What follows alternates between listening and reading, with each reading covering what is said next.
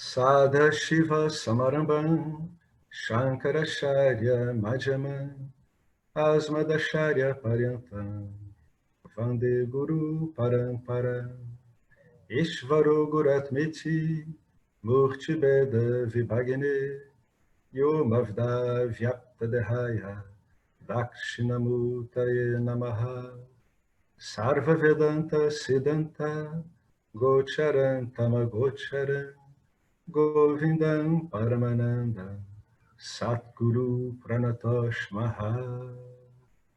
Om Shanti Shanti Shanti. Bem-vindos ao probabilisticamente auto-encerramento do livro de Swami Paramarthananda aqui no Vedanta Brasil. Foram vários encontros.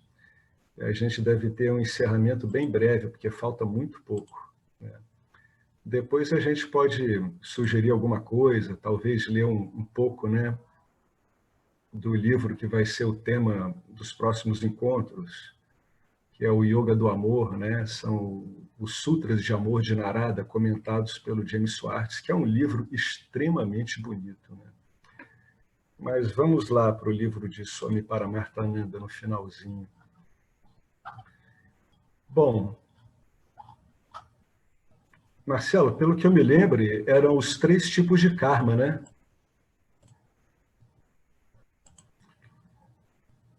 Então vamos começar aqui. Aí ele encerra essa visão geral aí com uma abordagem sobre o karma, né? Uma visão geral sobre o karma, né? É um capítulo, né? O 14º, Libertação e Karma. A gente passou por vários tópicos, inclusive libertação após a morte, que não é algo assim que toque muito, né, o buscador ocidental, até por uma questão de afinidade cultural, legado cultural, etc. Falou da lei do karma, né? Relacionou o karma com os 3 corpos, procurou situar o karma de modo a se entender o karma e ver isso como uma vantagem, inclusive para ser usado para o autoconhecimento, que é o objetivo, né, do Jnana Yoga. O uso do Karma Yoga, ele reduz praticamente a zero o conflito do Jiva com o ambiente no entorno, né, o campo do Dharma. E quando vai ficando muito reiterada essa prática, ela libera um espaço já pacificado, que é muito eficaz na autoinvestigação, né? Porque o indivíduo tentar investigar com uma carga, né, de vasanas vinculativas de cunho rajásico e tamásico, fica uma investigação muito difícil, porque se são vasanas vinculativas e estão muito agarradas, né, no jiva, é muito difícil que ele consiga objetivar essas vasanas, né, porque ele vai ter que objetivar essas vasanas enquanto elas estão dando efeito. Então, muito provavelmente, ele vai aderir de novo a essas vasanas e ele vai tornar impossível a investigação, que se caracteriza pela objetificação, né? Você conseguir ver o efeito dessas vasanas, né? Que são aquelas pulsões rajásicas e tamásicas, de um modo como se fossem objetos, né? Você vê como mitya. Quanto mais envolvido, né, de modo vinculativo, mais difícil é essa objetificação, né? E, finalmente, aqui no final, o que estava faltando para a gente, ele vai falar dos 3 tipos de karma, né? Que é o Sanchita Karma, o Parabhida Karma e o Agami Karma. Então, ele vai dividir o karma em 3 tipos básicos, né? É a página 68 do PDF, é a penúltima página. Então, ele começa: o karma pode ser dividido em 3 tipos básicos. O Sanchita Karma. Todo karma punya papa, ou seja, todo karma bom ou não bom ou desfavorável, que ainda não virou fruto, né, que está acumulado de vidas anteriores, ele é chamado de Sanchita Karma. É a sua conta de débito, né? Está lá pronta para ser descarregada via corpo causal. ela não está frutificando nessa vida, mas estando acumulada, ela vai frutificar de acordo com condições que estão fora do nosso alcance de compreensão. Condições essas que respondem pelo funcionamento do campo dármico, né? Então, esta é uma reserva permanente de karma passado em forma de semente, né? Pronta para frutificar, ou nessa vida ou em outra, né? Conforme as circunstâncias. De novo, reiterando que a gente não sabe como é que isso ocorre, nós não temos como saber, nós não temos aparato de conhecimento. O corpo sutil do Jiva, ele não tangencia, ele não consegue objetivar o corpo causal. Então, toda essa estruturação de descida de karmas, ela está fora do alcance do Jiva. Ele não sabe quando determinado karma desce e em que momento e para sanar o quê. É por isso que você vê pessoas muito boas, muito espiritualizadas ou muito éticas, passando por dificuldades muito grandes, né? Às vezes, eu especulo com algumas pessoas, inclusive o Fábio, que quanto mais resistente, bem situado está o Jiva, parece que mais o sistema faz esse download, né? Justamente porque o indivíduo está com condição de processar isso, né? Aí vamos agora para o número 2, que é o Prarabdha Karma. Então, desta enorme quantidade de Karma Sanchita, uma certa porção, que a gente também não sabe quanto ela frutifica durante a vida, essa vida agora. Isso é chamado de Prarabdha Karma e determina o tipo de corpo que é adotado. Os pais, a duração da vida, as principais experiências e assim por diante. Enquanto o Prarabdha está ativo, novos karmas são adicionados à loja de Sanchita Karma. Por quê? Porque karma é ação, o indivíduo vai agindo, né? Muitas vezes em decorrência desse Prarabdha Karma, que é um karma específico a ele, ou muitas vezes em decorrência de um karma mais coletivo, etc. E tudo isso também vai acumulando para o estoque de Sanchita Karma, para que, como a gente viu no item anterior, ele desça no momento que seria, assim, propício, determinado pelo próprio sistema, né? Então, o que importa é saber que esse karma que a pessoa está vivendo na vida dele é um karma que está frutificando, né? Não se sabe se isso é exclusivamente dessa vida, se vem de outras vidas, mas a referência para Prarabdha é sempre isso, né? É o karma que está ativo, que está sendo baixado, né? Bom, finalmente ele fala do Agami Karma. Os novos karmas que são acumulados nesta vida são chamados Agami Karma. Agami significa surgir. Assim, em resumo, podemos dizer que os karmas acumulados são o Sanchita, os frutificados, né, os que estão dando resultado, aqueles que você pode ver o resultado deles na sua interação com o campo dármico, são chamados de Prarabdha.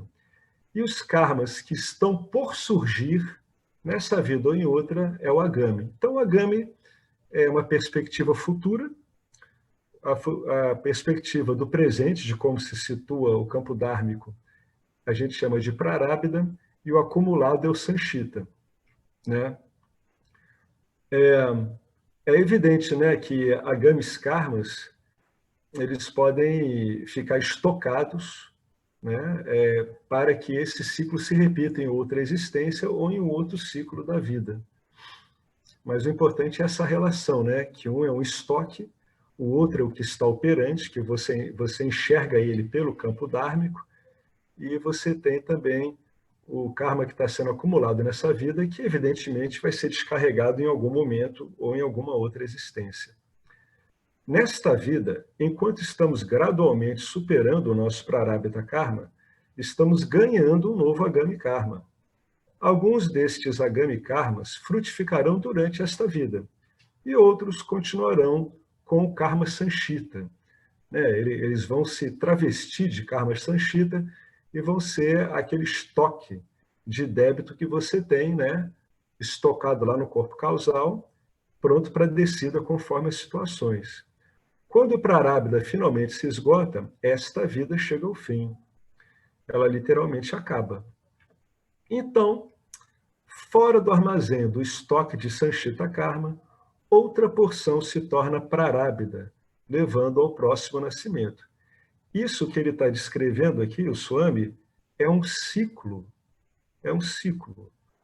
onde você encontra o karma descendido e frutificado como o campo dármico, você encontra o seu karma futuro mais ainda à frente, já estocado para descer, e você ainda tem que lidar nessa existência ou em outras com o karma que já está estocado, né?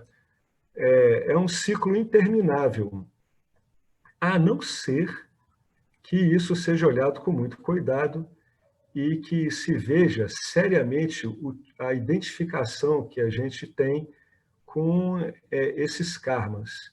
Ou seja, em última instância, como é que a gente lida com isso? Investigando, né, através do Vedanta, investigando as noções que a gente tem de ser um fazedor, né, e aquele que vai usufruir desses atos, né? Tanto o fazedor quanto aquele que vai usufruir, né, o usufrutuário, eles são identificações, eles são projeções, eles não são reais em si. Eles fazem parte da realidade aparente. A gente sabe, né, devido ao Vedanta, que todo esse processo de ação que ocorre no campo dármico, ele é um processo de ação que, em última instância, ele é impessoal. Muito embora algumas funções que tem no corpo causal, como a função egóica, e, no caso do intelecto, se ele está submetido à função egóica, eles tomam isso como pessoal. Então, todo o dilema do investigador é esse. É como ele vai realmente compreender, né, introjetar na vida dele que tudo isso é um sistema pessoal. Como? Mudando a identidade, né? É quando o Vedanta mostra inicialmente o que é a real natureza do Jiva, e se isso não é apreendido, então o Vedanta começa a discorrer sobre o ensino para que o indivíduo realmente veja a realidade, que a realidade ela é despersonalizada. A personalização é uma camada de projeção, né, que está baseada no vínculo com vários karmas que estão ocorreram em vidas passadas e estão se manifestando nessa. E esse vínculo ele é dado por uma função não observada, não estudada do corpo sutil, que faz com que os jivas se entendam como fazedores e usufrutadores, né? Então é assim que se rompe esse ciclo do karma. É por isso que tem essa insistência no conhecimento. É só quando você conhece a sua real natureza é que você tem condição de se desvincular dos karmas que te prendem, né? Em última instância, você vai lidar com a expressão dos karmas, que são as vasanas, né? Então, à medida que você vai trabalhando, você vai se desvinculando disso, você vai cada vez mais impondo e reivindicando a sua verdadeira natureza, e, portanto, você consegue objetivar as vasanas mais difíceis, né, que representam os karmas mais densos da pessoa, que são as vasanas vinculativas. Em geral, elas têm características rajásicas, tamásicas, mas também satívicas, dependendo do histórico da pessoa. E esse tipo de investigação, já com o indivíduo com o conhecimento, né, adequado, muito embora ele possa não usufruir desse conhecimento ainda, ele vai usando esse conhecimento de modo que ele consiga, na investigação, objetivar essas vasanas. É o único jeito que tem dele se livrar desse karma. É quando ele sai da identidade do fazedor, né, e daquele que procura os frutos de suas ações, e ele reivindica, ele chama para si o conhecimento e assume esse conhecimento. É o único jeito de romper esse ciclo de karma, porque, como vocês estão vendo aqui, ele é ininterrupto, né? Ele vai se processando, vai se acumulando e ele vai se dinamizando no sistema que está fora da capacidade de percepção e de mentalização do Jiva. O Jiva só sabe do karma, na verdade, né, quando ele entra em contato com as vasanas. e quando ele avalia o campo dármico. Aí ele começa a ter uma noção do tipo de vássana que tá sendo acumulada, né, no corpo causal. É o único jeito. Por isso que todo mundo fala que é só por conhecimento. Jesus, Nisargadatta, o Vedanta, todos, sem exceção, o próprio Ramana Maharishi, todos sempre apontam que é só através do conhecimento. E você se entender realmente como consciência pura e viver desse jeito, né? Aí agora, dado isso que agora a gente viu os 3 tipos de karmas e como eles atuam, agora esse esquema geral aqui, que o Swami Paramarthananda colocou no começo, ele é um esquema que ele funciona genericamente para o jiva, né? Aquele que ainda se vê como um fazedor e um desfrutador. Bom, e quando ocorre de um jiva se tornar o jiva mukta? Ou seja, ele perde a identidade dele como fazedor e desfrutador e finalmente fica claríssimo para ele que ele é a consciência, a existência, né, que está em tudo que ele está vendo à volta dele e nele mesmo. O que ocorre com um cara desse, né? Porque a identidade dele, ela foi modificada, né? Ela foi resgatada, digamos assim. Ele começa assim, né? O karma do Gnani. As escrituras dizem que o autoconhecimento, Gnanam, é tão poderoso que é capaz de destruir todo o Sanchita Karma, né? O Sanchita Karma, o estoque de karma, é um queimador de karma estocado, né? Gnanam queima o Sanchita Karma como terapia de radiação, que queima células cancerígenas do corpo. Assim, para o Gnani, o Karma Sanchita ele é erradicado pelo poder do Gnana. Quando a identificação com o fazedor, usufrutador, ela termina e a identidade fica estabelecida no ser, o karma acumulado, né, de outros momentos e outras experiências, ele é literalmente queimado por causa dessa ausência de identificação com as vássanas, né, que estavam se expressando, estavam expressando essas relações kármicas. Já o Prarabdha Karma, que é o karma circunstancial, é aquele que está sendo indicado através das circunstâncias que o indivíduo está vivendo. O Prarabdha Karma, da alma liberada, se esgota através da experiência, ou seja, é preciso ser vivido, muito embora o indivíduo já esteja liberado, não tem jeito. O Gnani, por puro conhecimento, ele aceita o Prarabdha como a vontade do Lorde, como um default inerente ao sistema, e permite que o corpo passe por esses karmas, né? É como se o Gnani deixasse o corpo, né, seguir o destino dele, conforme a lei do karma. E ele vê aquilo não se identificando, né? Ele não tem uma identidade enraizada à medida que ele vê o karma dele aparecendo circunstancialmente. Cuidamos do corpo e protegemos o corpo, porque precisamos dele para nos ajudar a alcançar os nossos objetivos. O Gnani já alcançou o objetivo mais alto da vida e não exige que o corpo alcance nada. Portanto, o Gnani permite que o corpo experiencie o seu parabita até que todos esses karmas se esgotem no devido tempo e o corpo morra. O Agami Karma, ele não vai mais acumular, né, aquele karma que vai sendo, vai surgindo, né, ao longo da vida do indivíduo, em decorrência da própria situação dele, que ele está vivendo, né? Se ele é um jiva, né, um sansari, a ação que ele vai desencadeando aqui, por causa da identificação dele, vai gerando outras identificações com karma. Então, a gente diz que gera um karma, né, que prende o indivíduo. E vai gerando e vai descarregando, ou nessa vida ou em outra. Se vai virando sanchita, né, e ele vai tendo aquela função vai passando por aquela função de download que a gente já muito falou. Mas no caso aqui do Gnani, né, do Jivamukta, o Agami Karma não acumula em um Gnani porque suas ações são realizadas daqui em diante sem o senso do ego, né?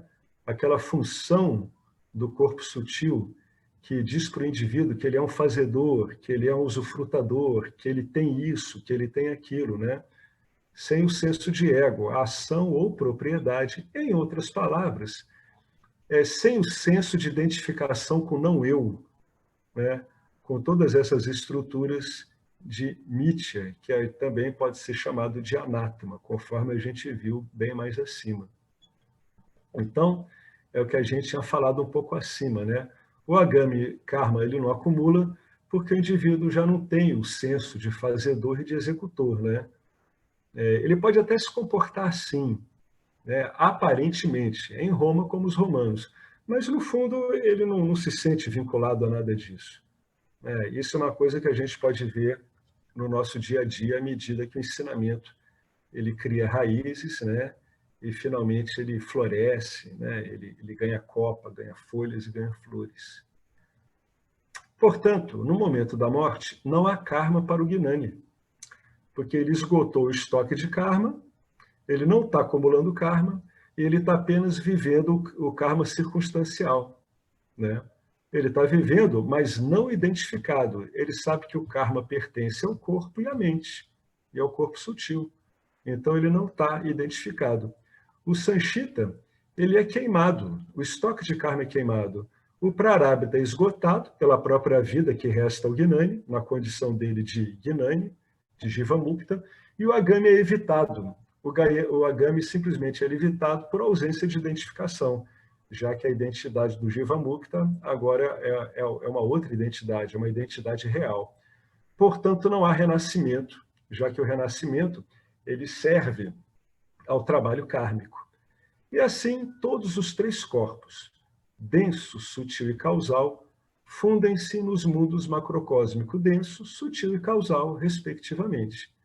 Enquanto vive, o Gnani desfruta de Jivamukti e, após a morte, ele torna-se um com o todo, atingindo o Videhamukti.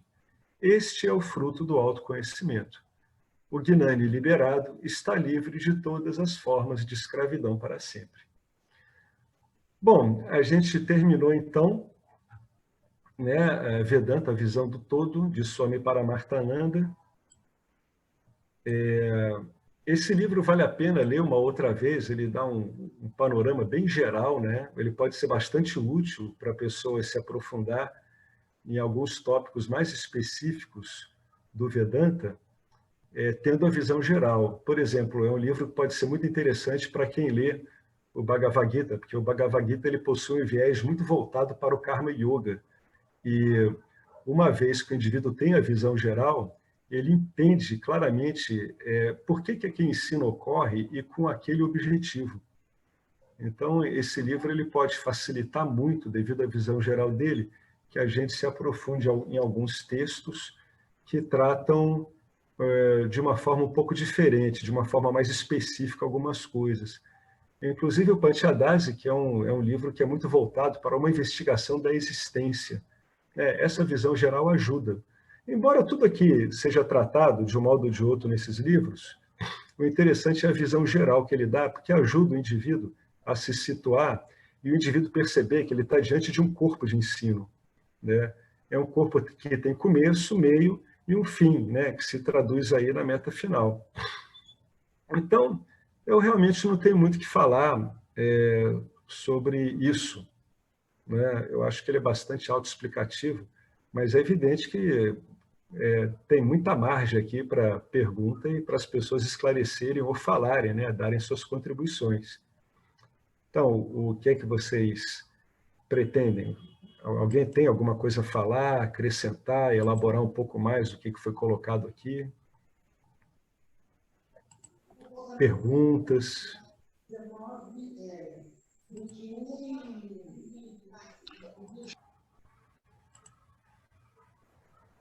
Ô, Alex. Diga, Silvânia. Tudo bem, né?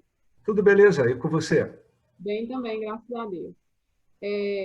Esse esgotamento dos karmas não são fáceis, não, né? Ah, não.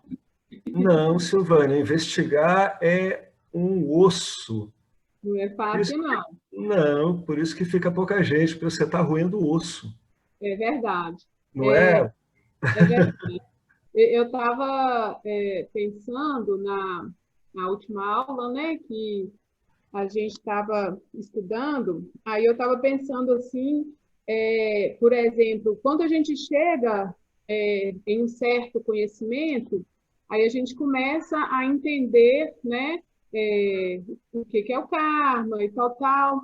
Aí eu fiquei pensando assim, nossa, uma pessoa que está passando por um sofrimento muito grande, né, vamos dizer assim, quando ela começa a entender realmente o que é o karma, ela vai pensar, de repente, vai pensar assim, nossa, como foi minha vida como foi o meu procedimento, né, na outra vida, né? O que que eu fui na outra vida? Eu acho que isso pesa bastante para a pessoa refletir e tentar melhorar nessa vida e seguir com boas atitudes, né? Viver dharmicamente, né? Acredito, né? É, a gente começa a ver quais são os benefícios de se viver dharmicamente, porque agora a gente tem um objetivo, que é o objetivo de liberação. E a gente vê que viver dharmicamente é um dos melhores modos de você suavizar o seu trato, né, no tráfego pelo Dharma, e realmente se compor com o Dharma, né? Porque essa que é a verdade, o ser humano ele precisa se compor com o Dharma. Né? Então, realmente, o que você falou é importante. Tem uma hora que a investigação ela pode esbarrar em vasanas muito selvagens, muito agressivas mesmo. E como você falou também, à medida que a gente vai entrando em contato com o conhecimento, né, dado aqui pelo Vedanta, a gente consegue situar esse tipo de acontecimento num espectro maior. E isso também facilita a gente, então, a lidar com as dificuldades, porque a gente entende que não é nada pessoal, né? Nós não somos pessoais. O que está ocorrendo é que a gente teve um estoque, né, causado por ignorância em relação à nossa real natureza, e isso gerou um monte de ações que, a nosso ver, são carregadas de gostos e desgostos. Esse que é o problema. Por isso que a investigação, ela muitas vezes fica difícil. A investigação difícil, ela quer dizer o seguinte, que o indivíduo ele está sustentando vínculos, conscientemente ou não, com aquilo que ele precisa objetificar para a investigação ser bem sucedida. Mas o Vedanta ele vai te dando uma quantidade de recursos muito grandes, de modo que essas coisas, quando afloram de novo, elas passam a ser tratadas de uma outra forma, né? As pessoas que investigam há muito tempo, elas sabem disso, elas sabem como o ensinamento ele ressitua o investigador em relação aos objetos que ele está investigando, né? Ou seja, os objetos dos quais ele está se separando, né, por conhecimento. Então, é verdade mesmo, tudo isso incentiva a gente a ter uma vida mais kármica, mais reflexiva, né? Menos ostensiva, uma vida mais contemplativa, mas isso ocorre por causa disso, porque hoje em dia a gente tem um objetivo claro do que a gente quer, né? Que é a liberação. É uma observação muito boa sua. Eu gosto quando as pessoas observam esse osso, porque quando elas observam isso, eu sei que elas estão fazendo isso. Porque é o único jeito da pessoa ver que a aplicação prática do Vedanta nesse aspecto, e qualquer outro meio de conhecimento tem o seu lado muito árduo, quando elas começam a entrar em contato com isso e começam a expressar, né? O pessoal até brinca, né? Diz que acabou o lua de mel com o Vedanta e começou a arregaçar de mangas, né? É assim mesmo. A coisa pode chegar, dependendo do tipo de vínculo que você tem, eu falo isso até por vivência própria, a coisa pode chegar a um nível meio enlouquecedor, mas quando você está associado, bem associado com o conhecimento, você passa por isso, simplesmente associado ao conhecimento. É como se você estivesse no inferno, mas você soubesse que, em última instância, você não está com o inferno. Então, você passa por um tremendo de um pesadelo, só que de um modo bastante consciente. Então, são momentos que podem ser extremamente árduos. E, de novo, eu friso aqui, isso aí explica muito a pequena quantidade de pessoas que persiste, de fato, nesses caminhos sem caminhos, né? Servem de meios de conhecimento para que a gente se dê conta da nossa verdadeira natureza e, sobretudo, que viva como a nossa verdadeira natureza. Observação muito boa, Silvânia, muito boa mesmo.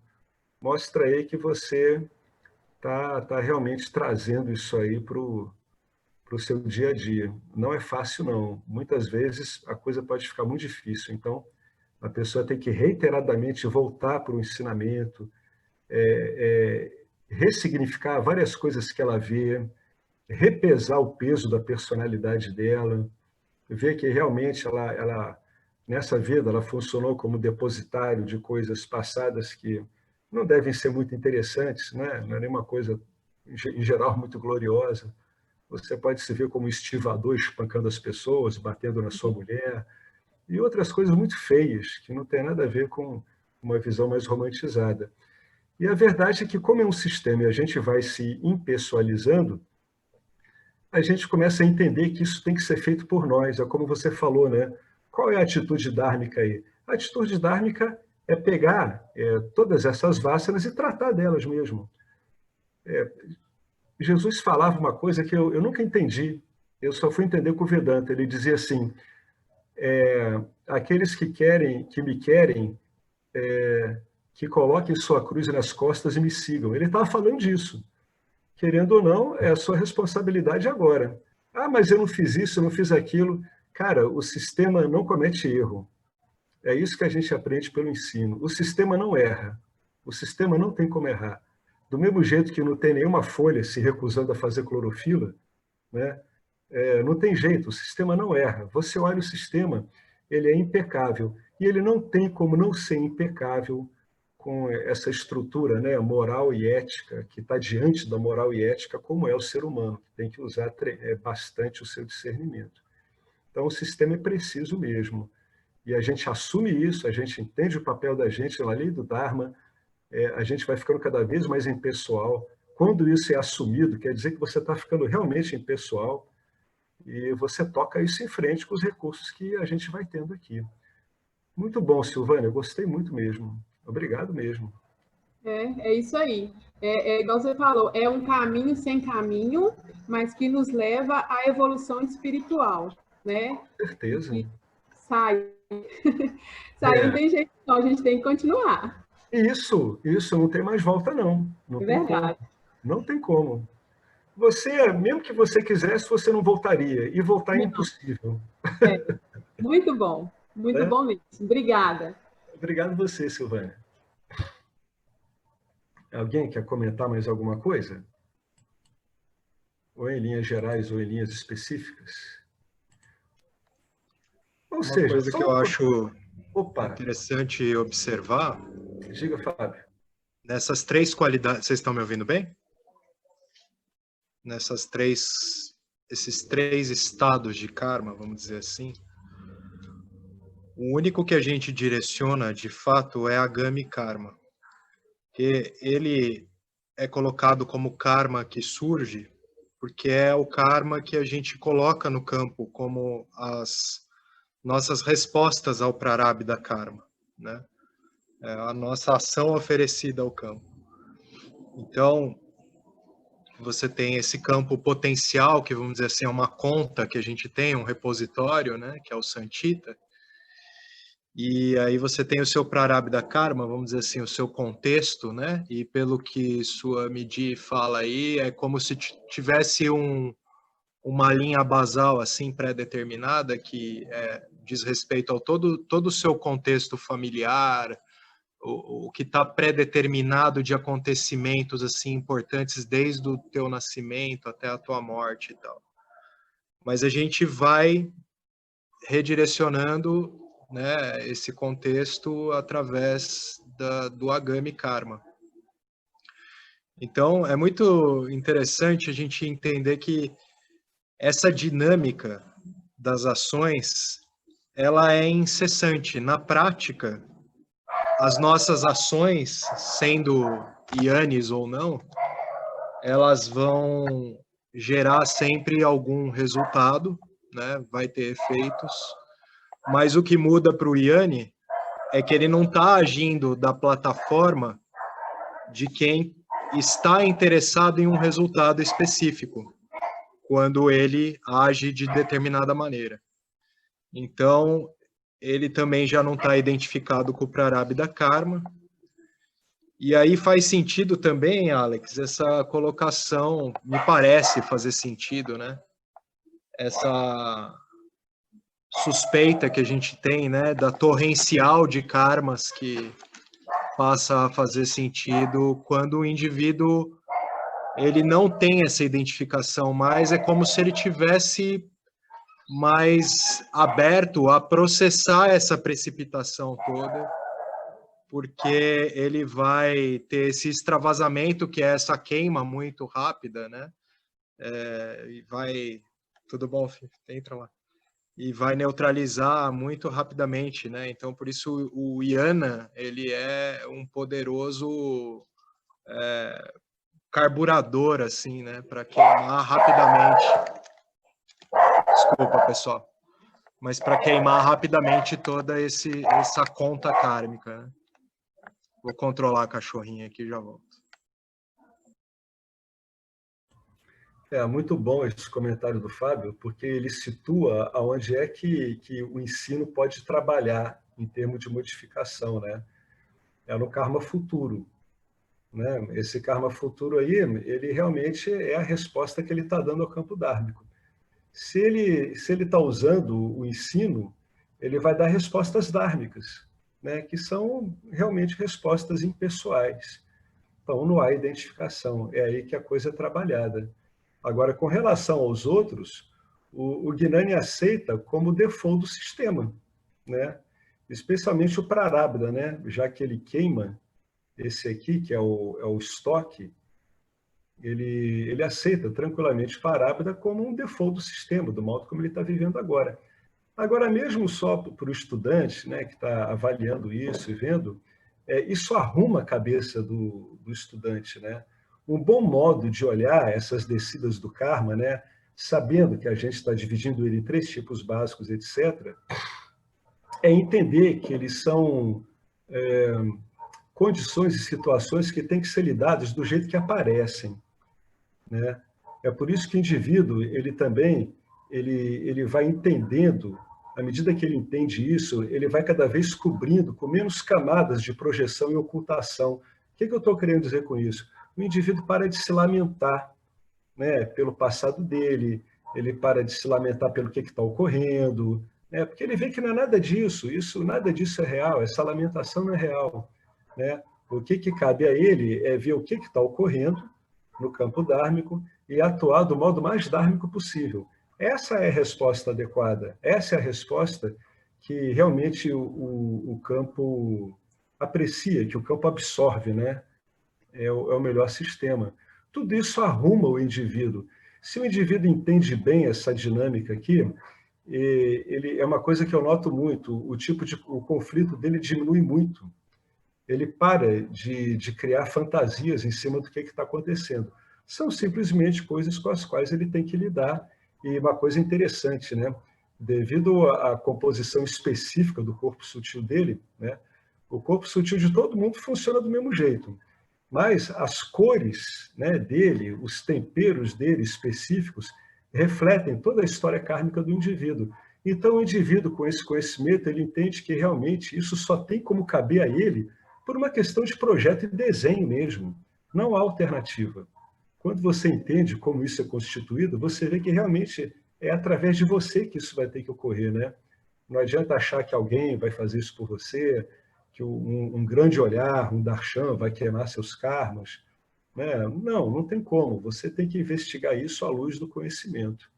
Sempre assim, o tempo todo. Até que tudo consiga ser objetivado. O que você consegue objetivar de tudo é anátema. E você fica como sendo Atma. É por aí mesmo.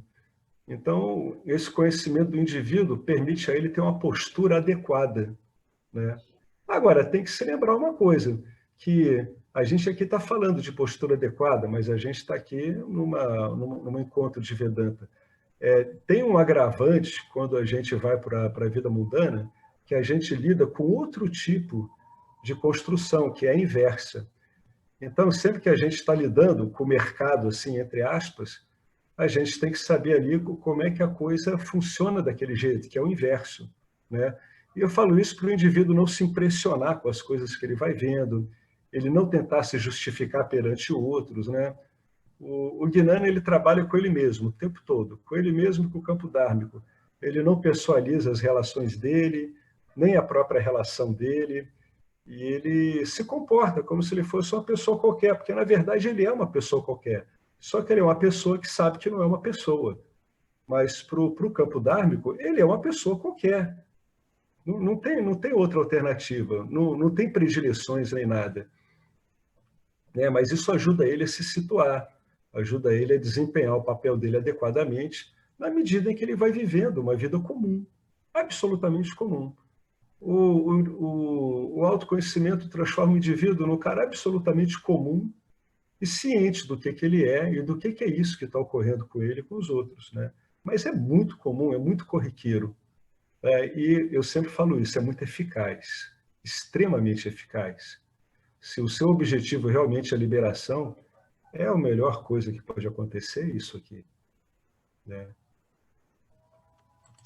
Alex, e aí um outro ponto também que é legal a gente olhar para isso é que, assim, como na prática, nessa dinâmica de ação, o que a gente tem de fato para neutralização de vassanas é a resposta potencial que a gente pode dar às circunstâncias. Isso significa, assim, neutralizar, mudar um padrão. Então, é mudar o padrão para o quê? Para dentro do entendimento nessa lógica do Karma Yoga, que eu estou aqui praticando uma ação onde o que está em evidência não é os meus ragas e dveshas, né? É aquilo que o campo está demandando, é aquilo que eu faço sem criar expectativas sobre os resultados das minhas ações, olhando para o contexto mais ampliado, né? Como que a minha ação aqui ela vai ser ou benéfica ou pelo menos menos impactante possível no meu entorno. Então, mas enfim, só para dizer, o que a gente tem de fato para redirecionar ou seja, neutralizar karma e qualificando a mente, portanto, para ser essa plataforma cada vez mais de acordo com o autoconhecimento que possa ficar estabelecido nela. Então a gente só tem a ação, só tem esse momento, né? E isso vem, a conta vem, né? O Sanchita Karma ele está sendo colocado no campo. Você vai operar ali gerando karma, o seu Agami Karma dentro do contexto Prarabdha Karma. E aí você entendendo isso, tudo bem, podem surgir questões como a Silvânia trouxe, às vezes surge na minha mente também, tipo, nossa, o que eu fiz na vida passada? Devo ter matado muita gente, devo ter torturado sei lá o que eu fiz para estar acontecendo tudo isso agora, sei lá. Mas a verdade é que a gente entendendo que só tem a resposta desse momento para dar e ela tem que ser a mais adequada possível, e que é isso que vai neutralizar o meu Sanchita Karma, né? Então é só com isso que eu tenho que lidar. Porque as questões de vida passada, né? Você nem era esse Jiva que você é agora, assim como você não era o Jiva que você era 10 anos atrás, ou quando você era um bebezinho, né? Então, o Jiva era outro, né? Mas existe essa dinâmica causada por ignorância, é só isso. Oi. Queria colocar uma coisa, né? Achei interessante isso que a Silvânia trouxe, mas aí pego o link com o que o Fábio está falando, porque ele falou das vidas passadas, né? Mas o que eu tenho percebido agora é na vida futura, que a vida futura é assim, parece que não dá para assumir nada como compromisso. Assim, só mesmo, como o Fábio falou ali, do momento presente, no sentido do agora, né? E da maneira mais dármica, mas parece que não dá para fazer planos, sabe? Eu tenho percebido um pouco isso, assim, comigo. Porque nos relacionamentos que a gente tem, seja trabalho, seja relacionamento, enfim, amoroso, família, as pessoas trazem muitos planos, entendeu? Que você tem que falar, não, acho que é isso mesmo, vai acontecer isso mesmo. Não, posso garantir, é isso também que eu quero, né? No sentido... E para mim, eu estou passando por momentos que eu falo assim, puta, mas eu não consigo, como que eu vou me comprometer? Eu vou lá saber o que Ishra quer de mim, entendeu? Só posso dar alguns passos, não posso dizer, não, também quero isso, também vai ser isso. Então, eu queria trazer isso também para vocês, Fábio e Alex, dizer um pouco como vocês lidam com isso, sabe? Porque não é só o passado, ver o passado e falar, puta merda, né? Como o Fábio disse agora. Devo ter, sei lá, odiado minha mãe na outra vida para agora pagar todo o karma. É como se fosse isso, né? Não é claro que não é isso, mas tipo... mas além disso, entendeu? O que Nietzsche, nas relações, solicitam de plano de futuro, sabe? E como tá difícil para mim dar algum plano de futuro. Não consigo mais pensar. Se alguém me pergunta, e aí, 2021? Puta, sei lá, 2021, sabe? Tenho alguns planos soltos. Só que pode ser que semana que vem mude. Então, eu queria saber como vocês lidam com isso, porque isso para mim é algo que está vindo cada vez mais, assim.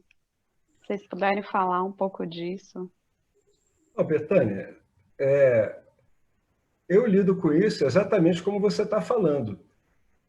Planos são apenas planos. Só isso, mais nada. A grande coisa, o grande X da questão aí é que você consiga passar isso para outra pessoa de um modo assim mais suave, né? Porque aqui no Vedanta a gente consegue escancarar fácil as coisas e a gente não se incomoda. Agora, isso tem que ser falado de um determinado modo que essas pessoas que pertencem a esses vários níveis de relação entendam, né? Porque você pode se corresponder, né, assumindo um plano, mas o problema, quando a gente olha do ponto de vista de um samsari, é que ele toma o plano como algo que tem que ser concretizado, algo que vai lhe trazer o fruto X, o fruto Y, algo, se não for concretizado, vai ser um desastre para a vida dele. Então, como é que eu faço? Quando isso ocorre, eu procuro redimensionar o significado da palavra plano. Eu sento com a pessoa, com o amigo, com a esposa, eu converso, né? Com a minha esposa nem precisa disso, mas com amigos, tudo, eu vou lá e converso. Eu digo, gente, isso é um plano só, né? A gente está com expectativas. Agora, tem toda a chance de isso não funcionar. Quantas vezes a gente fez planos e as coisas não funcionam? Então, eu sempre respondo, eu digo assim, enquanto plano, eu me comprometo. Mas a gente sabendo que eu sou plano. Eu vou até abrir meu microfone, porque essa foi engraçada. Sério, Exato. eu falo isso. Eu digo, enquanto plano, sabendo o que a gente está falando aqui que é um plano, eu me comprometo. Mas é claro que sabendo que tudo é um plano, nada disso pode ocorrer. E é muito provável que não ocorra. Então, é por isso que tem que ter um pouco assim de jeito. Eu entendo você. Tem que ter um pouco de jeito. Alex, eu já agradeço sua fala, porque é justamente, acho que o jeito que eu não estou sabendo, sabe? Porque eu falo assim claramente o que é, e aí a pessoa não entende mesmo e fica até, meu... Outro dia uma amiga minha virou e falou assim, não sei se eu vou mais tomar café com você. Você tá falando umas coisas que eu não... Tudo bem, é super, mas eu não consigo, entendeu? Entender isso que está falando. E eu ando pensando, sabe? Porque é difícil ter que comer... É novo, né? Lidar com essa situação, vivenciar esse não planos. Então, não sei como falar sobre esses planos soltos, entendeu? As pessoas falam, mas não entendi. Você não quer, então, fazer isso? Eu falei, não. Sim, mas não sei se até o fim, sei lá. Então, é difícil, né? Tem que achar esse caminho, então, Alex, que você está falando, porque eu sou meio diretona, assim, e talvez tenha que pensar. Porque tá um pouco difícil a minha relação com pessoas que não compreendem essa linguagem, né? Porque elas É, não me compreendem, então tô achando difícil, sabe? é, uma coisa é isso mesmo. Não adianta você esperar a compreensão, porque vai ser muito improvável que ela ocorra. Então, isso não é feio que eu vou falar, né? Mas não acho também muito elegante. Em Roma como os romanos. Antes de você conversar com a pessoa, reza. Né? Tem umas orações que caem bem para o campo dármico. Ishura gosta. Ele disse, pô, Ishura, me orienta aí, o que eu vou falar com essa pessoa, mas eu não quero chocar ela, eu não quero incomodá-la. Né? A inspiração vem. Né? Mas realmente a gente sente que a pessoa está vendo a coisa de um jeito e a gente vê de outra. Né? E embora a gente entenda o modo como o Sansari vê isso, a gente não pode esperar compreensão nenhuma, nenhuma mesmo, né? Porque simplesmente é assim mesmo. Né? Então, o que eu sugiro é isso, é que a gente vai investigando modos de se corresponder assim com as pessoas. Isso não é imediatamente fácil, conforme a experiência que eu tive e que eu tenho. Não é imediatamente fácil. O que eu noto é que uma coisa que não funciona é a gente realmente tentar explicar a coisa para a pessoa como a gente entende aqui nesse grupo. A probabilidade de dar um acidente na comunicação é muito grande. É muito maior do que a pessoa entender. Se a pessoa entender, aí você já pode chamar ela para dar uma olhada no Vedanta. É bacana. Às vezes você solta um anzol desse e alguém morde, entendeu? É legal. Mas em termos de relação, compromissos, aí não, aí tem que ter um jeito, Betânia, porque eu já padeci muito disso, ainda padeço. Eu sempre fui muito direto. E quando eu comecei a entrar no autoconhecimento, eu fiquei mais direto ainda, eu fiquei praticamente incomunicável. Então, a pessoa tem que relevar, ela tem que a gente tem que fazer um esforço para entender o lado, né, da coisa mais mundana, tentar se relacionar com a linguagem que as pessoas têm. É por isso que hoje em dia, quando uma pessoa me vem falando de planos, eu converso com a pessoa sobre planos, como eu vejo planos, né? O que é isso? O que isso significa? É um modo da gente ir amaciando, sabe? Você vai botando um tempero, leva para um cozimento em fogo brando, porque, em geral, as reações normais que a gente tem no ambiente sansárico, elas são mais diretas. Então, a gente vai pegando o jeito. A gente vai meio na maciota, sabe?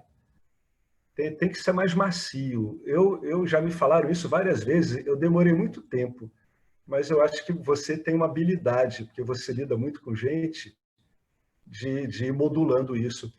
Pô, reza funciona. Essas rezas, né, muito práticas e muito dármicas, com fim dármico, elas são muito bem respondidas pelo campo. Muito bem respondidas. Olha, Alex, acho que é isso mesmo, sabe?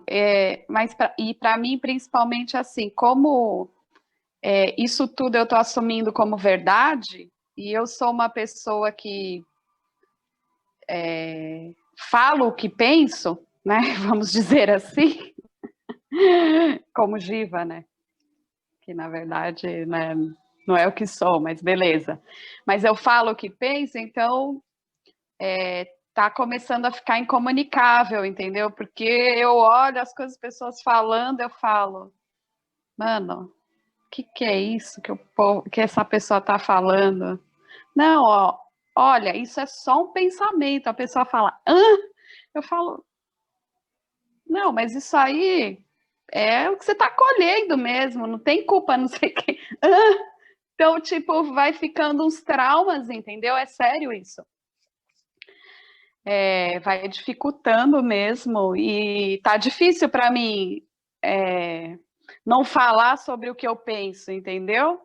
Eu não sei, mas leva um tempo, tá tudo certo, leva um tempo, meu processo aí. Olha, essa bola que a Bethânia levantou aqui, ela é importante pra caramba. Alguém quer acrescentar alguma coisa? Porque todo Eu mundo acaba quero. passando por isso. Eu Por vou falar favor. primeiro que eu me compadeço bastante com a Bethânia. Porque é assim, tem várias maneiras aí para a gente olhar para essa questão, né? Dos planos, fica de fato muito desgastante quando a gente está se relacionando, né? Trazendo para o campo dos relacionamentos, que foi o tópico da Bethânia também, com quem é demandante o tempo todo, preciso isso, preciso aquilo, e quer que você também se engaje nessa dinâmica do preciso disso, preciso aquilo, e aí realmente vai ficando desgastante. Então a gente começa a reavaliar muito, né, aonde a gente acha que é necessário, aí entra o Vishecha Dharma também, por exemplo, se é uma questão de dinâmica de relacionamento de trabalho, existe as expectativas que você precisa sustentar aquilo. Então, tá dentro do teu dharma, você precisa trabalhar, você precisa ganhar o dinheiro para o sustento da tua família e você vai sustentar, né, a questão de realizar expectativas alheias e tal. Mas também a gente tem que usar a inteligência para saber negociar as coisas da melhor maneira possível. Em outros tipos de relacionamento, você começa a ser mais seletivo, porque você não vai ter mais esse chamado para estar lidando com pessoas que são muito demandantes e que queiram que você se engaje tanto em determinados planos, onde você nem vê a necessidade de ficar fazendo planos. Tipo, deixa o dia seguinte vir e vamos ver como é que vai acontecer e tal, né? Então, é isso, assim, realmente a gente tem que aceitar, às vezes, que a gente vai ficando um pouco mais insosso para muitos dos jivas com os quais a gente ia se relacionando e vai deixando de se relacionar, né? A gente vai ficando mais criterioso com os nossos relacionamentos. Então é isso que eu ia acrescentar. Alex, o Newton quer fazer uma pergunta ou falar algo. Então, fala aí, Newton. Muito bem-vindo.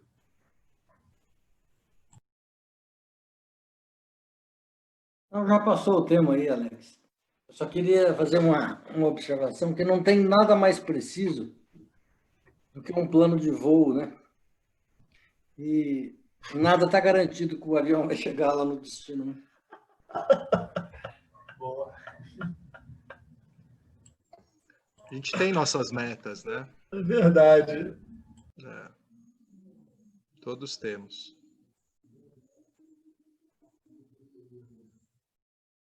E aí, Fábio Bonafé, o que você acha?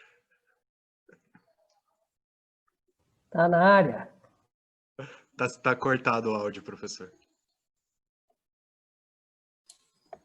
Eu falei, oi, Fábio Bonafé.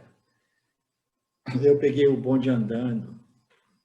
Eu não sei do que vocês estão falando, mas eu acredito que seja assim mesmo, né? A gente vai crescendo, a gente vai, né, desenvolvendo essa sabedoria espiritual, e é difícil lidar com pessoas que estão muito aquém, né? Muito abaixo, né? Muito ainda perdidas nas emoções, nos pensamentos, identificadas com tudo, né? Não dá mais para você se relacionar daquele modo, né? Então, eu digo muito frequentemente que é um caminho solitário, porque esse processo de elevação espiritual é um processo que poucos, né? Esse caminho é um caminho que poucos trelam, né? E quanto mais a gente cresce, menos a gente vai encontrar pessoas ao nosso redor. E eu peguei a Bethânia dizendo, porque eu peguei no meio da conversa, né, que eu não consigo não dizer alguma coisa, até que você vai conseguir realmente não dizer nada, entendeu? porque o Fábio, eu acho que ele indicou alguma coisa assim. Para que dizer alguma coisa? É até mesmo uma forma de violação, né? Uma forma de invasão, coisa invasiva dizer alguma coisa, entendeu? Me lembra daquele critério de gente dizer alguma coisa se as pessoas realmente nos perguntarem, né? Se elas não perguntam, é melhor a gente não dizer nada. Ah, mas se eu não digo nada, para que eu vou me relacionar com elas? Então, você não precisa se relacionar com elas. Entendeu? Eu tenho essa regra básica. Eu me relaciono com as pessoas somente se elas tiverem alguma coisa para me acrescentar ou se elas quiserem ser acrescentadas por alguma coisa que eu tenha. Naturalmente, isso a nível pessoal, a nível de trabalho, como o Fábio disse, é diferente, né? A nível de família é diferente. Mas fora daqueles relacionamentos que são inevitáveis, né? Eu só me relaciono com uma pessoa se a pessoa tiver alguma coisa de aprender comigo, entendeu? Uma pessoa, em outras palavras, se a pessoa tiver interesse nesse processo de autoconhecimento. Se a pessoa não tem interesse nesse processo de autoconhecimento, eu simplesmente não me relaciono mais. Então, vai se tornando sempre mais assim, né? A gente vai se relacionando. Agora eu estou aqui me relacionando com pedreiro, mestre de obra, isso e aquilo, estou me divertindo. E falando sobre concreto, cimento, como é que a gente faz isso, como é que faz aquilo, o que tem que comprar, o que não tem que comprar. Então, tudo isso é ótimo, né? E estava assim, professor, só para de repente contextualizar melhor que você pegou no meio, né? Então a Beta trouxe essa questão dos planos, mas ela também tocou no ponto da gente ficar um pouco, a gente vai ficando cada vez mais objetivo e direto, e pode haver uma tendência, né, de como a gente também fica com a tendência de tornar as coisas cada vez menos pessoalizadas, né? Sim. A gente pode falar as coisas para as pessoas com quem a gente se relaciona de uma maneira que é muito objetiva, mas que aquela pessoa não alcança, e fala de uma maneira que para você é impessoal, aquilo é um entendimento claro, mas que para o outro é ofensivo, né? E isso já me aconteceu muito também, em relacionamentos de todo tipo, assim, eu percebi que eu estava ficando muito nessa objetividade, todas as vezes falar as coisas tão claramente que para o outro é ofensivo, né? Sim. E às vezes você ouve as coisas e tenta responder com essa objetividade toda que para a maioria das pessoas não é muito costumeira, e é bom a gente perceber que nem sempre se aplica mesmo. Às vezes é melhor Sim. só ouvir e fazer aquela Sim, concordância bovina, né? Você faz, tá, e não fala mais nada, né? E para que dizer alguma coisa, né? Sim. Para que dizer alguma coisa? Isso, eu também concordo. A menos que a pessoa Silêncio. queira. Se a pessoa chega para você e diz assim, não, me diz alguma coisa, o que você acha disso e aquilo, e não? Uhum. Aí você pode dizer, ó, você tem certeza que você quer a minha opinião? Aí você pode dar a opinião muito atentamente, cuidadosamente, porque pode backfire, né? Sim. Pode voltar para você, né? Então, isso é uma coisa que a gente não tem necessidade de ficar dizendo nada para ninguém. Por isso, olha, eu só consigo dizer algumas coisas para as pessoas durante as nossas classes de Vedanta, porque é o único momento que as pessoas me dão realmente a atenção total, entendeu? Fora daquele ambiente, cada um está na sua história, cada um está pulando de um pensamento ao outro. Eu não encontro, em geral, pessoas que realmente tenham essa disponibilidade de atenção fora daqueles momentos das nossas classes, entendeu? Então, é um momento para mim de falar, eu me aproveito para me esfolgo ali, né? E depois para que falar alguma coisa? É melhor falar com um pedreiro, falar de coisas, né? Falar com um jardineiro, essas coisas, já é bastante, né?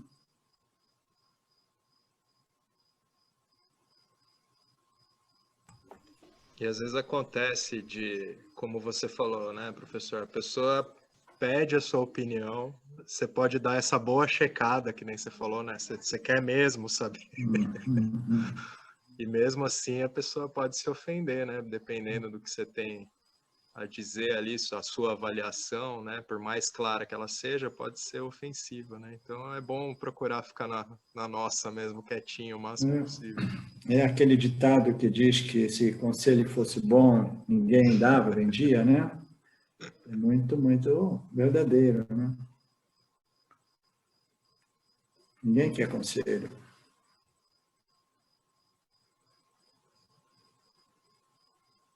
E é bacana, porque quando a gente compartilha o Vedanta, entre aqueles que realmente chegam até nós querendo ouvir um pouco dessa história do Vedanta, né? Aí já é uma conversa impessoal, não é você tentando, entendeu, convenir ou passar ou ensinar alguma coisa, né? A pessoa chega e diz, não, eu quero saber desses ensinamentos, aí você compartilha, né? Os ensinamentos que não são seus, também aí já não é mais um relacionamento pessoal, né? A gente vai se tornando mais e mais uma instituição, né? Como o Swami Shimaya costumava dizer, né? Eu sou uma instituição, não sou uma pessoa, né? Porque a gente vai perdendo um pouco essa vontade, esse desejo desses relacionamentos pessoais também, né? Pessoais para quê? Relacionamento pessoal é sempre uma encrenca, porque cada um tem uma ideia diferente, tem desejos diferentes, tem vasanas diferentes, todo mundo quer atenção, todo mundo quer falar, ninguém quer ouvir, né? Então, você relacionar com o outro é como você está caminhando num campo minado, onde a qualquer momento alguma irritação, ou contração, ou reação violenta pode ocorrer, entendeu? Então, é melhor evitar tudo isso nesses relacionamentos pessoais, né?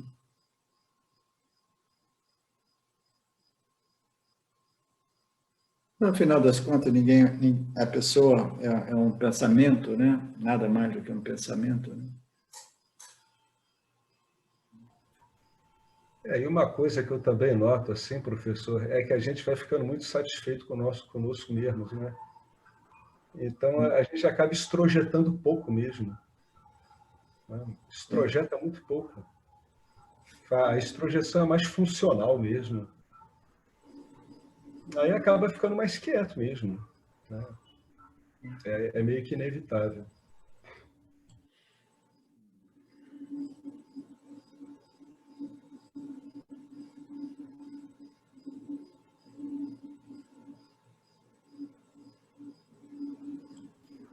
Tem pouca gente hoje. Acabou o seu curso já, Alex? Acabou. Hoje é só um bate-papo de perguntas, de compartilhamentos, etc. Porque faltava muito pouquinho, né? Então deve ter demorado aí uns 10, 15 minutos. Né? Aí agora tem mais um compartilhamento, né? Primeiro a gente tocou um pouquinho no final do assunto. Aí depois a Bethânia acabou levantando aí essa bola aí, que ela é muito boa, porque as pessoas em geral que vão se aprofundando, né, no autoconhecimento, tudo, elas vão passando por isso mesmo. Uma mudança no naipe de pessoas que está em volta, né, modificações no modo de lidar com as coisas. E eu falei também que não adianta tentar explicar para as pessoas como a gente vê, é impossível, é praticamente contraproducente. Mesmo porque a pessoa não vai entender nada, a não ser que, como eu brinquei, né? Se a pessoa se interessar, é porque ocorreu ali uma pescaria e deu certo. Eu convido a pessoa para ver uma aula de Vedanta, aí vale a pena. Sim.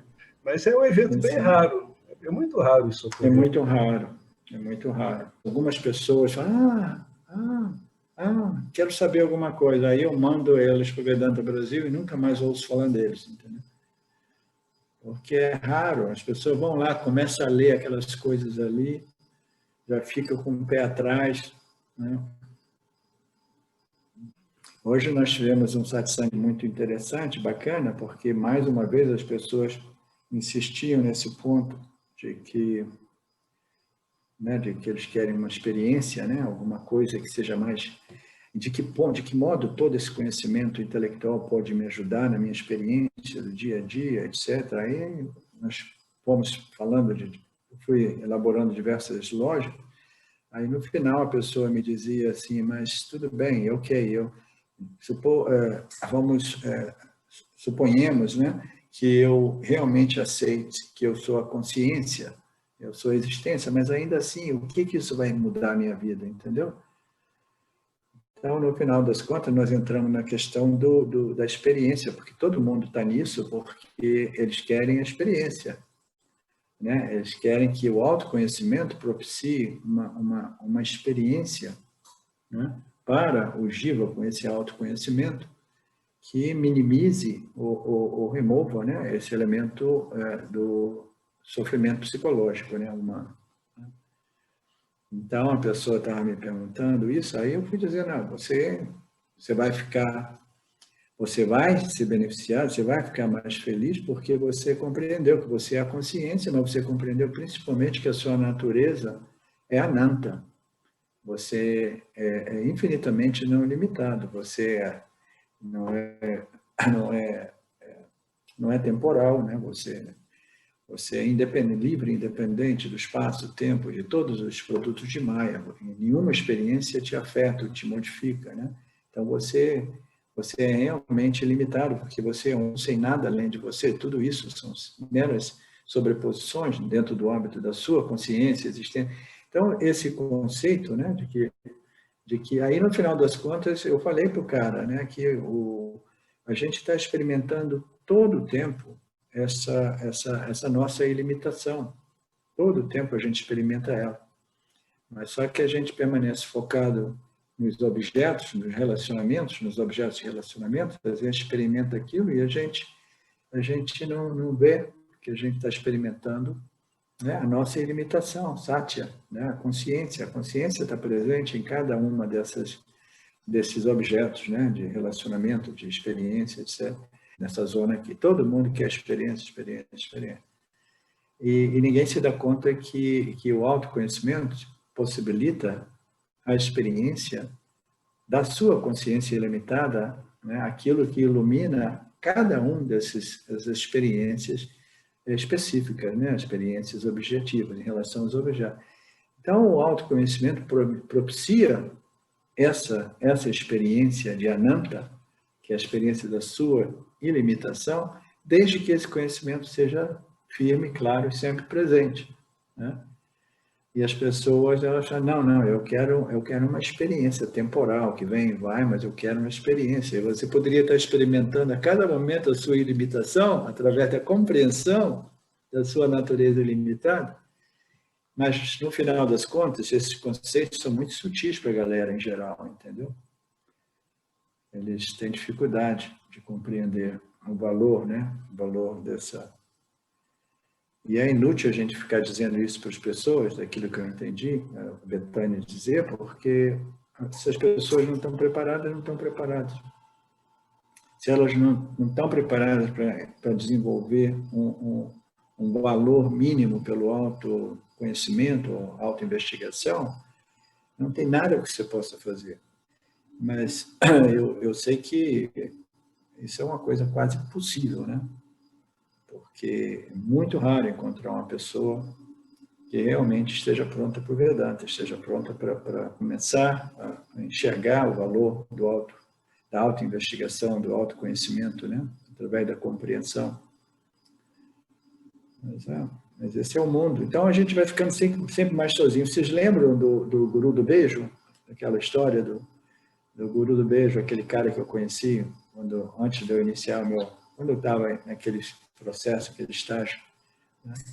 Então, o Guru do Beijo, ele me disse uma coisa muito interessante. Ele me falou que eu fui para lá, eu me queixei um pouco com ele, assim, eu não tenho mais vontade de tocar o meu restaurante, de falar com meus clientes, eles me convidam nas casas deles no finais de semana, e eu não tenho mais vontade de nada disso, eu não tenho mais paciência, eu não quero mais lidar com essas pessoas, eu só estou interessado, né, nessa sanga, porque ele tinha uma sanga muito cozy, né, gostosa, boa, né, aconchegante. Eu estou querendo viver nesse tipo de ambiente, né? Mas, ao mesmo tempo, eu estou meio inseguro, porque eu estou me distanciando de tudo e de todos. Aí o guru do beijo me disse, mas é assim mesmo, você fica tranquilo, porque à medida que você vai crescendo, as pessoas do seu círculo elas vão desaparecendo da sua vida naturalmente. E outras pessoas vão aparecendo. Aí eu falei, oh, que ótimo, eu estou encontrando, né, a galera aqui da sua Sangha, ou então a minha família nova está aparecendo aos montes aqui, né? É porque ele não conhecia o Vedanta, ele não sabe quando você chega no Vedanta, as pessoas desaparecem e não são substituídas, entendeu?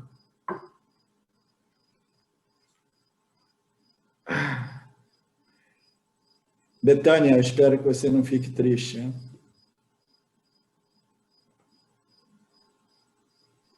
Não, professor. Bem tranquilo, eu estou numa...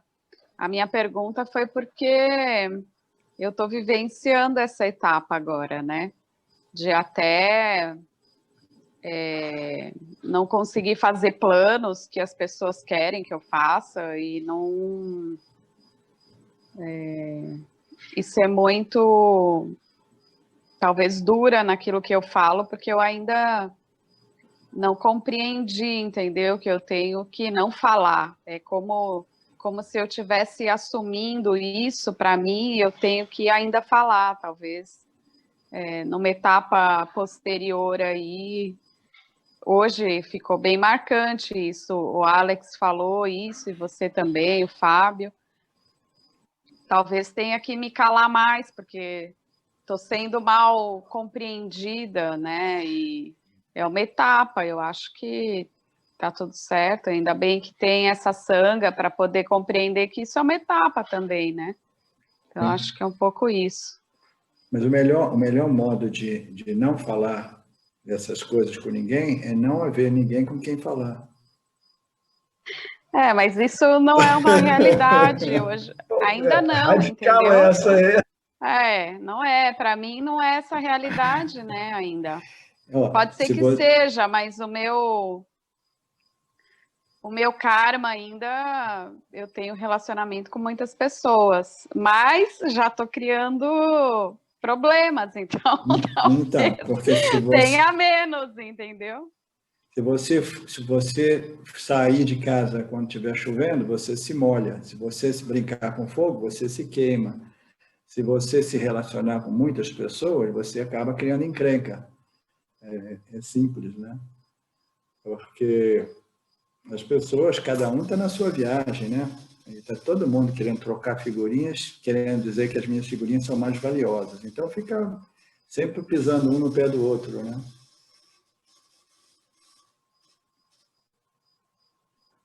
É como se a gente fosse personagem. Eu, às vezes, percebo isso. Eu começo a agir como personagens com algumas pessoas. Algumas não vão entender realmente de Vedanta. Então, eu assumo um personagem que eu entro no mesmo nível de conhecimento dela, vou conversando com ela, não é? Naquilo que ela pode entender. Sim. Com outras pessoas, eu converso em outro nível. Sim. Claro que eu prefiro não conversar, mas às vezes a gente precisa realmente, né, se relacionar com elas e com os amigos do passado, né?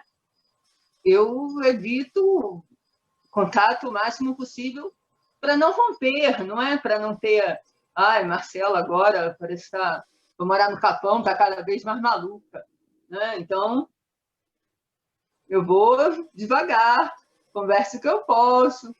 Com os amigos que são os mais buscadores, eu falo, olha, eu agora encontrei o Vedanta, né? Alguns sabem o que é, alguns não sabem, procuram saber, mas ninguém me acompanha, né?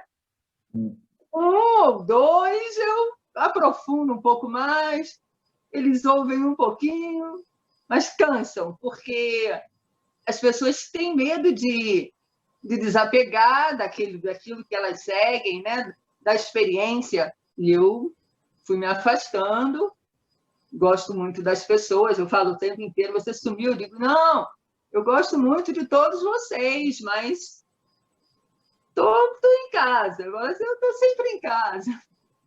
E pronto. E também prefiro que não venham aqui. Aí a gente vai aprendendo, né?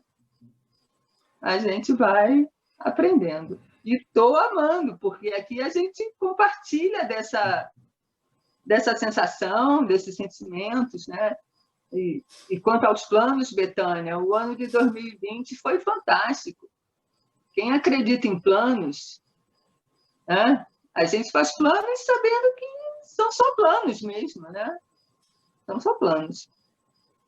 É isso. Legal ouvir a sua voz, Marcela. Obrigada. Gostei muito. É legal, às vezes, a gente colocar... A gente diz assim, eu conheço de voz, mas coloquei uma face naquela voz. Agora eu coloquei uma voz na sua face, porque eu te via sempre o seu rosto, né? E nunca tinha visto o sentido da sua voz. É porque eu estou exercitando silêncio. Eu sempre fui uma pessoa muito faladora, eu sempre falei demais. Então, eu estou tentando exercitar o silêncio. Legal. Tá, legal. Super. Eu também moro na roça e acabei aprendendo, né? Eu nasci no Rio, mas eu já moro na Bahia há muitos anos, e na roça aqui eu estou há 17 anos. Então, eu falo também um português da roça. Com vocês aqui, eu tenho que me policiar. Mas quando eu encontro alguns amigos fora daqui, eu fico preocupadíssima, porque eu sou professora de português. E eu falo português todo da roça, coloquial, errado. Não falo plural, entendeu? E aí eu fico, porque as pessoas olham, professora de português, falando, né? Mas é um papel também. Eu falo no espontâneo, porque eu lido com pessoas que vão, né? Falam desse modo e eu me habituei a falar com elas desse modo, né? São as representações, né? São os vários papéis. Legal. A gente vai poder conversar, professora, a gente vai se entender no vocês. Ótimo. Olha, gostei de conhecer a Marcela hoje, ela é cheia de fogo, né? Cheia de energia. Olha, cheia de rajas ali que estava dormindo. Por isso tento exercitar o silêncio, porque eu falo demais. Que legal.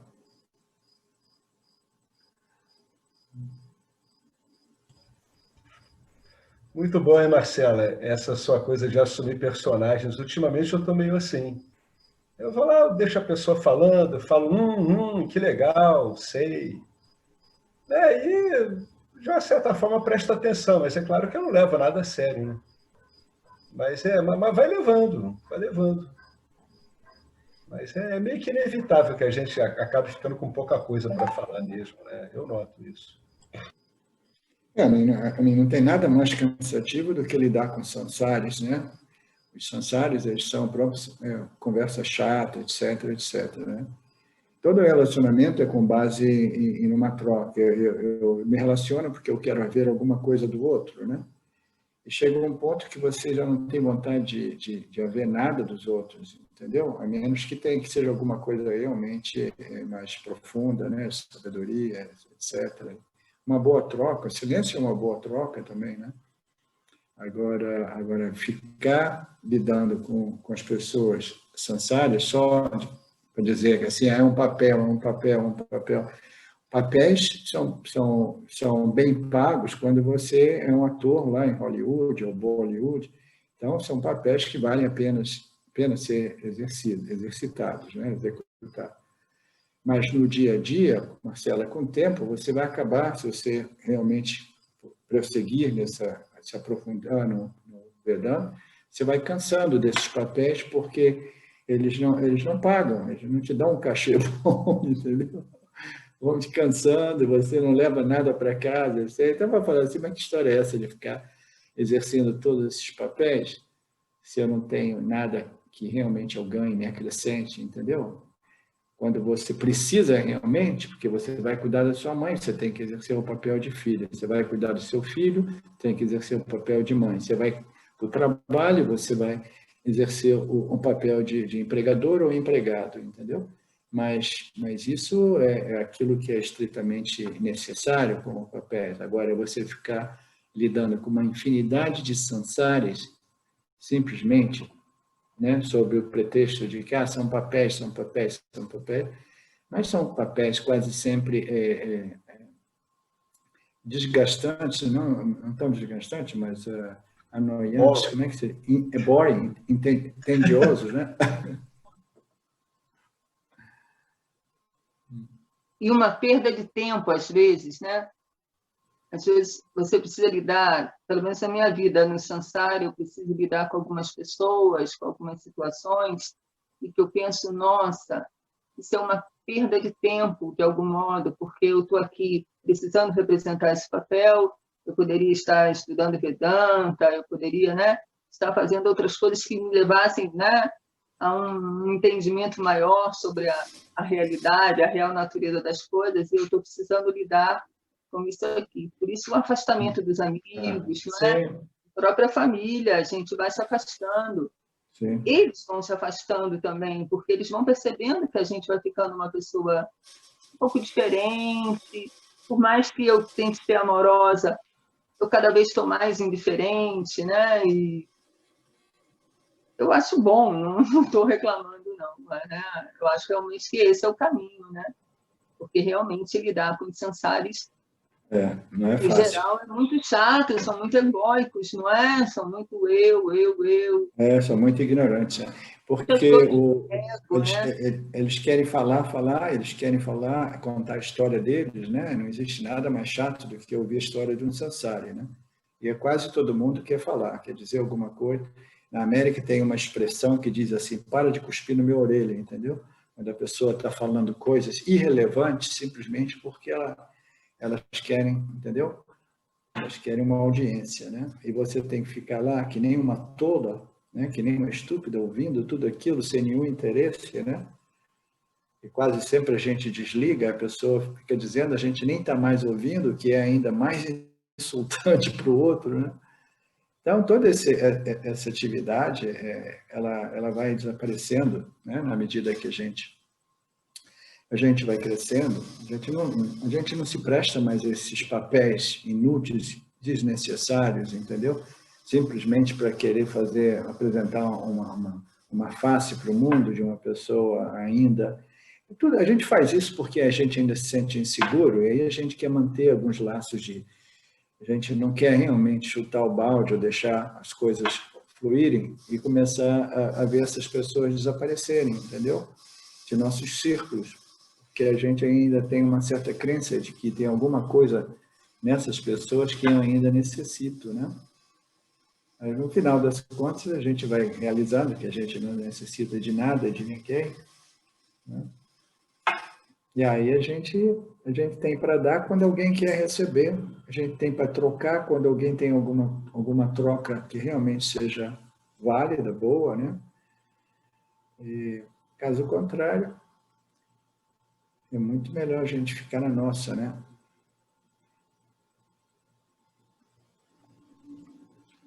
Pensando aqui, professor, que, por outro lado, a gente também consegue qualificar melhor a relação que a gente tem com coisas que são de um interesse secundário, assim, né? Então, essas relações vazias, elas vão se perdendo, mas a gente mantém ainda uma relação com assuntos, temas que são do nosso interesse, ou, sei lá, de repente, ocasionalmente tem um grupo de pessoas que fazem parte de um universo do papel que você exerce, secundariamente, que as pessoas, né, trocam ideia e tal, e não é nada, assim, muito ofensivo nesses termos, né? É mais colaborativo do que esse tipo de relação que suprime, demanda energia e tal. Sim.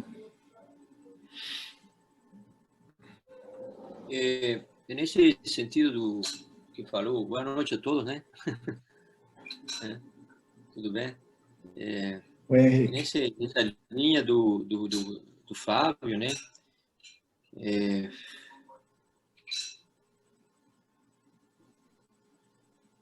Nessa linha do Fábio, eu acho que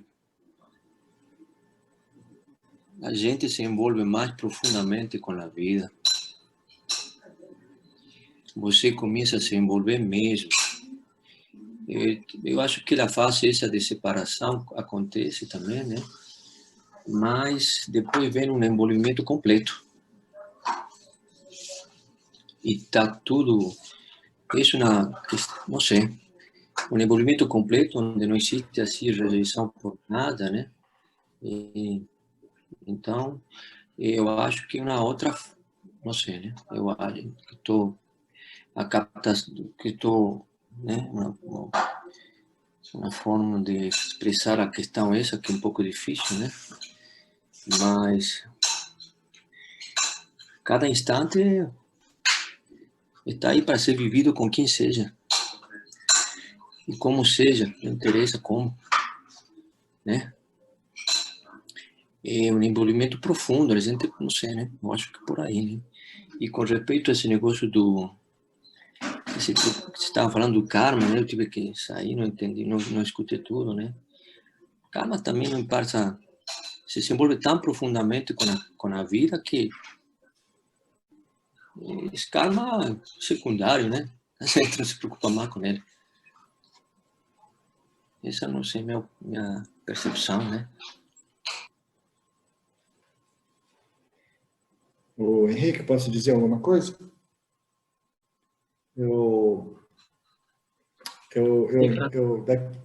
Daquilo que eu te ouvi dizer aqui, eu não peguei o início da conversa de hoje, né?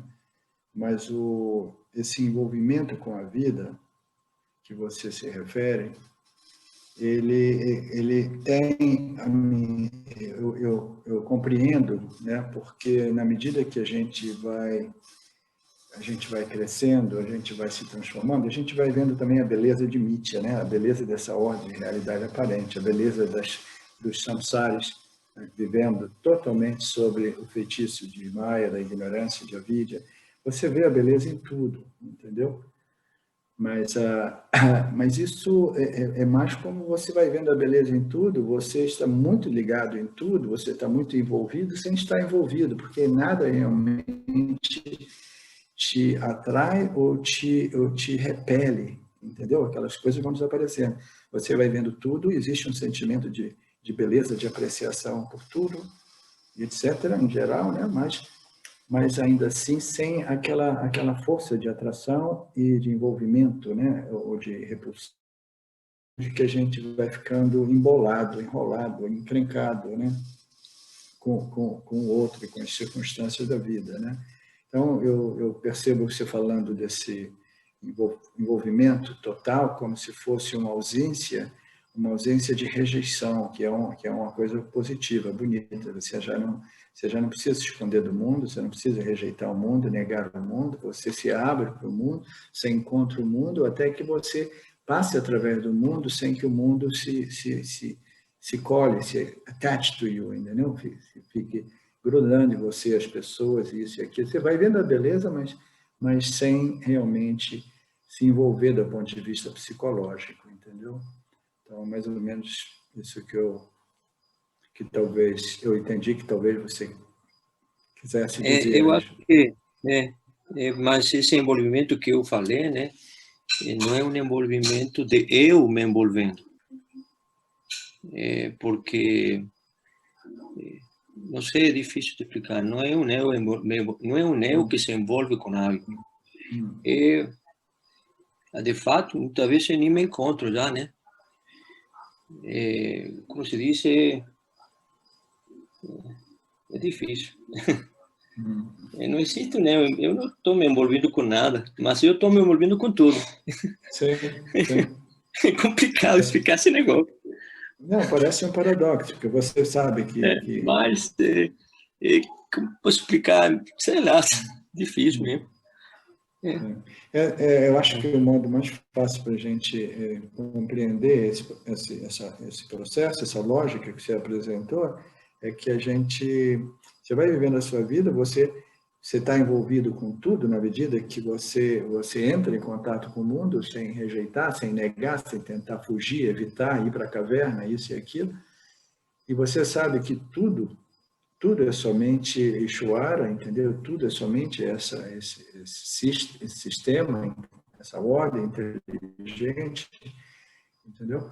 Então, você vê tudo isso e, ao mesmo tempo, você não estabelece, você não se relaciona do ponto de vista pessoal, porque quando a gente acredita realmente, eu sou uma pessoa, outra pessoa, os objetos servem esse propósito, os relacionamentos vão me completar, aí a gente entra nessas encrencas, né, de pessoalidade, de interação com o outro, com as circunstâncias da vida, né?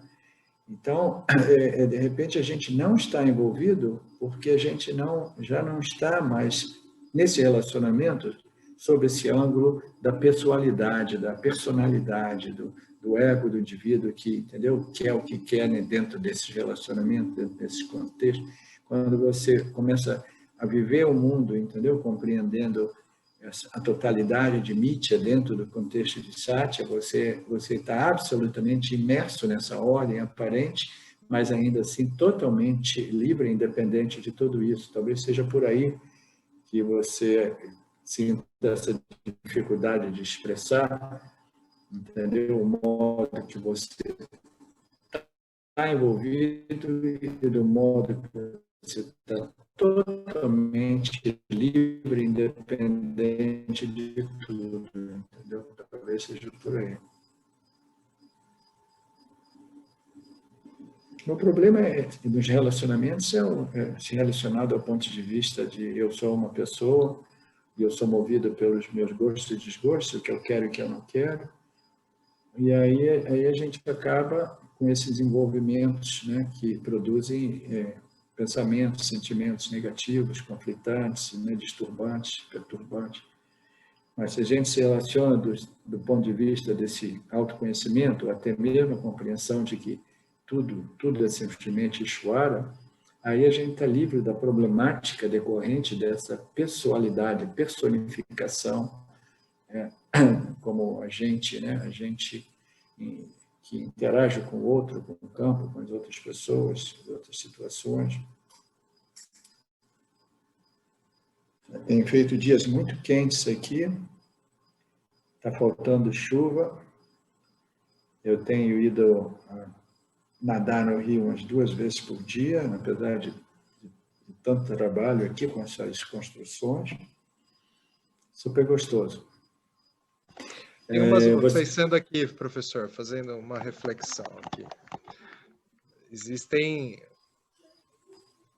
enquanto, né, a gente está aqui nesse aparato funcional, corpo, mente, a gente observa essas ondas de atração que elas parece que não drenam mais, assim, né? Se as coisas acontecem, que bom, porque eu gostaria muito que acontecesse, mas se não acontece, tá ok, eu não vou me portar mal, me descabelar porque não acontece, etc. e tal. Pensei nisso na hora que você falou dos mergulhos no rio, né? Então são coisas que a gente tem na vida que são prazerosas, né? Tenho procurado muito ir para o mar, coisa que eu não fazia com tanta frequência há muito tempo, assim. Então são coisas que, né, atraem, a gente desfruta e tal, né? Então existem ondas de atração, assim, né? Existem essas ondulações, né? Não, a gente tem, né, os nossos gostos e desgostos, só que esses desgostos não, eles não podem governar as nossas vidas ao ponto que causem frustrações e expectativas exageradas, irritações, toda vez que...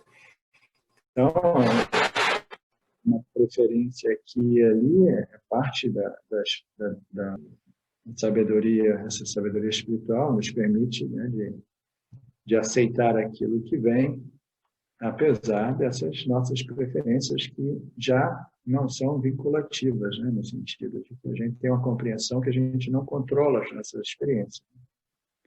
Por isso que todo dia, quando eu acordo, eu vejo onde eu estou vivendo aqui, eu olho em torno, olho a paisagem, vou no rio, eu me sinto realmente abençoado. Hoje eu estava falando para a Silvia que eu estava falando para mim mesmo, em voz alta, né, com ela, perto de mim, dizendo assim, Ishwara, eu não sei o que eu fiz para merecer tudo isso, entendeu? Eu me sinto realmente blessed, né? Viver num ambiente desse, num espaço desse. Então, mas tudo isso pode mudar, né? A gente nunca sabe o dia de amanhã. Exato.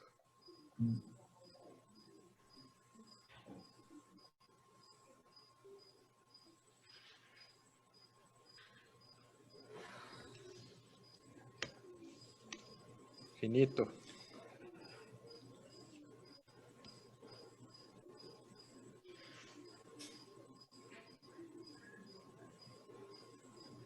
Ok, turma. São já 5:10, hein?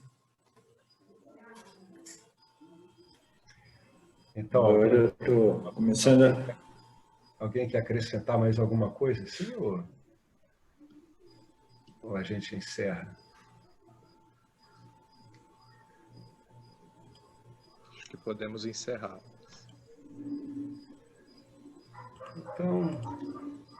Então encerremos, pois então. Agradecido aí a todas as colaborações, são tópicos que realmente vão pegando, né, à medida que a pessoa vai se aprofundando. E comuns, né? Todos nós vamos passando por isso. É isso aí, abençoados somos. Amém. Amém. Om Purnamada Purnamidam Purnamudachyate Purnasya Purnamadaya Purnameva Vasishyate. Om Shanti Shanti Shanti. Muito obrigado, Ishvara. Muito obrigado ao Vedanta. Gratidão profunda a essa Sampradaya, a toda a sua linhagem maravilhosa de professores. Gratidão a nós mesmos. E até a próxima. Muito obrigado a todo mundo. Tenham uma ótima noite.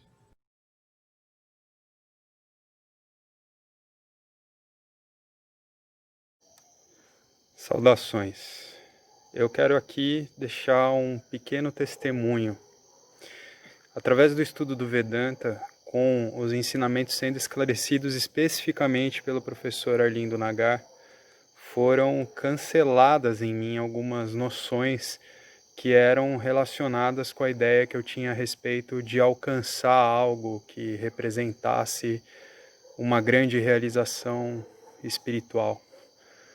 Então o Vedanta fez com que, pela compreensão, a minha mente ela abandonasse o papel de buscador espiritual.